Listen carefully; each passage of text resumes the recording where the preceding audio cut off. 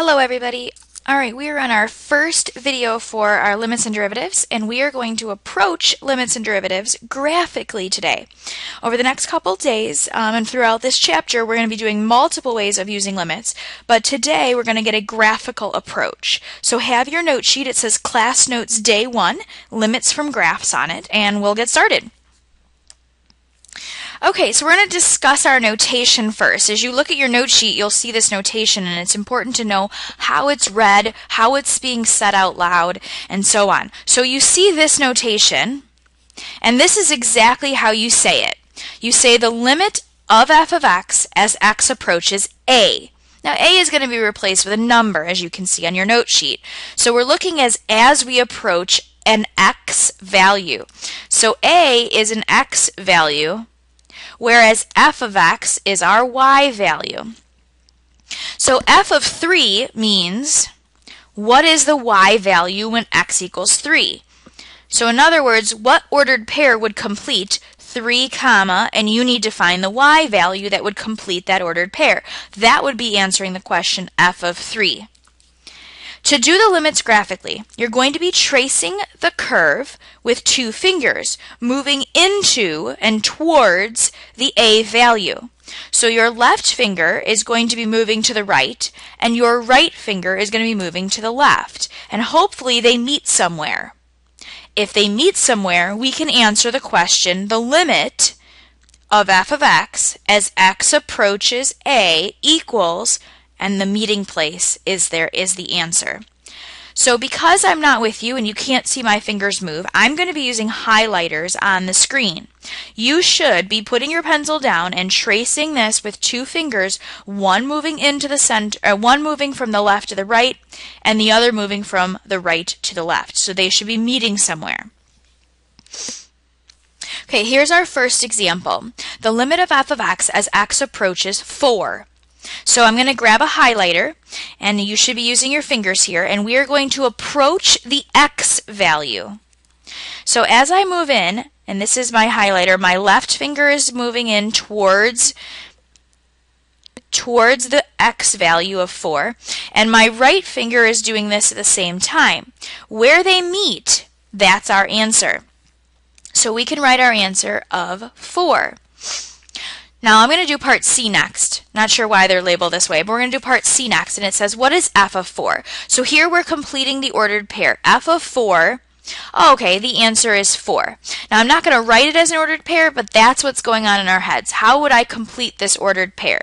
And this ordered pair is 4, 4. Let's try the next one. I'm going to grab a different highlighter so you can see as we move throughout. Let's see, highlighter, and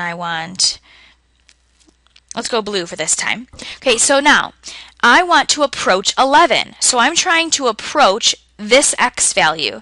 So my left finger moves this way, my right finger moves this way, and I say, oh, well, what number do they meet at? Both fingers are meeting at the value of -1. Okay? To complete part D, we say, well, what's the ordered pair? 11, and the answer is -1. It won't always work out that way. Let's go ahead and try the next one. Okay, so here we're going to first approach -1. So I'm going to grab my highlighter, and we're going to approach -1. So I'm approaching this x value with both fingers, and my graph says, oh, we're up at a value of 4. Okay, my ordered pair happens to be -1, 4. Let's keep going.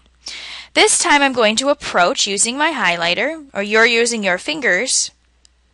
I'm going to approach 2. So my left finger moves this way towards 2, my right finger moves this way towards 2, and the value that they're both getting to here is a -1. My ordered pair is 2, -1. Let's see what happens when we approach 7. So as I move on you move with my highlighter here, you're moving with your fingers. My left finger is moving this way, my right finger is moving this way, and I say, oh, well, there's a hole. Well, the thing about limits is I'm not really worried about what's actually there. I'm worried about what they're approaching. So what value are these two walking towards? Which ones are they approaching? Well, they're approaching the value 3. So they both are getting close to the y value of 3. Now if I go to complete my ordered pair, 7 comma, I notice that I have this open circle, which means there is no y value as I actually stand on x equals 7. So I would say that this does not exist. There's no way to complete this ordered pair because there is no y value. It does not exist. And you may abbreviate DNE for does not exist. Let's try another. Okay, example number 3. I'm going to be approaching 2. So I'm going to grab my highlighter, you're using your fingers, and I'm approaching 2.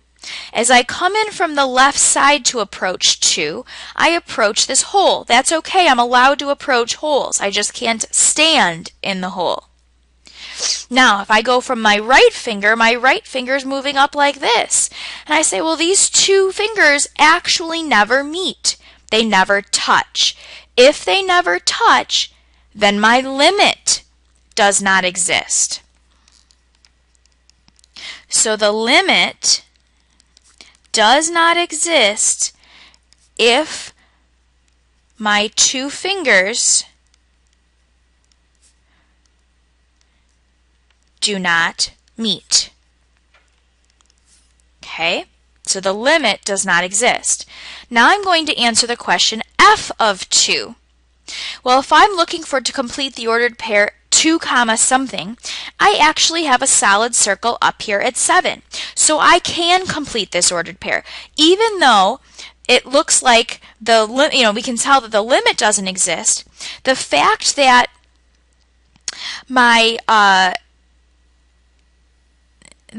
there is an actual value right here at 2 comma 7 means that I can complete part C. The value exists, the limit does not. Okay, let's approach 9. So this time I'm going to grab my highlighter. I'm going to try to grab a highlighter. And we're going to approach 9. So here's my left finger moving towards 9, my right finger moving towards 9. Oh, the fingers do not meet. If the fingers do not meet, then the limit does not exist. Okay, now let's evaluate f of 9. So if I were to try to complete an ordered pair, I'd say, oh, there it is, f of 9 equals 2, because I can complete the ordered pair. Okay, we're going to try another one together. Here I've got the limit of f of x as x approaches 4. So putting my fingers down, I'm going to say, well, let's approach 4 from both directions, and I realize the limit does not exist. Okay, what about f of 4? Well, f of 4 is up here, and f of 4 equals 5. Now let's approach 13. As I use my left finger coming towards 13 and my right finger coming towards 13, I realize that they approach a hole, a missing value. Remember, we are allowed to approach holes. We can approach them and my fingers are going to get really, really, really, really close. Well, essentially they're touching. They can reach across and shake hands if they were two people walking along a road. So I would say that this value, is equal to 1. So the limit as f of x approaches the limit of f of x as x approaches 13 is 1. But what is f of 13? What would complete the ordered pair 13 comma what? And the answer is -2. Answer is -2 because there is a point here. This is a hole. My ordered pair is actually down below. All right. So the next two, I want you guys to pause the video, try these, and then check back for the answers. So go ahead and pause it, try them. You may turn to a neighbor, but don't take too long because I want you guys to be able to move on to the next part, and then come back and check your work. Okay, so for the answers for number 5, I have A, that the limit does not exist, and neither does the value. And that is because if you look as you approach 2, there's actually 2 holes. Neither of them are filled in. My limit doesn't exist because my fingers won't touch. And part C, the value doesn't exist because there's actually 2 holes. Now number 5, part B, it has a little notation here, and this means only your left finger, so only from the left. So you can only move your left finger in because there actually is no graph on the right side. So this has to be there, or otherwise we couldn't even do it because I couldn't use my right finger anyways.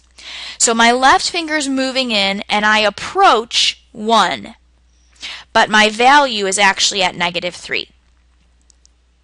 Okay, for number 6, it's for parts A and D, the answer is 4. As we approach -5, we are at 4, and as I stand at -5, I'm also at the value of 4 to complete the ordered pair. For part B, as we approach 0, I see that hole and then the other point there, so I see that the fingers will never touch, so my limit does not exist. However, I could complete an ordered pair 0, 4, so 4 is the answer for E. C, we can move our fingers in, and as we approach 5, we land at 1. However, we could not complete the ordered pair, so this spot f of 5 does not exist. All right, in a quick summary, please don't skip the summary here. As we're using our fingers, if I'm using the limit f of x, as x approaches a value, this is where you want to trace your fingers. If I want to do f of a value and find out what it equals, here I'm trying to complete the ordered pair.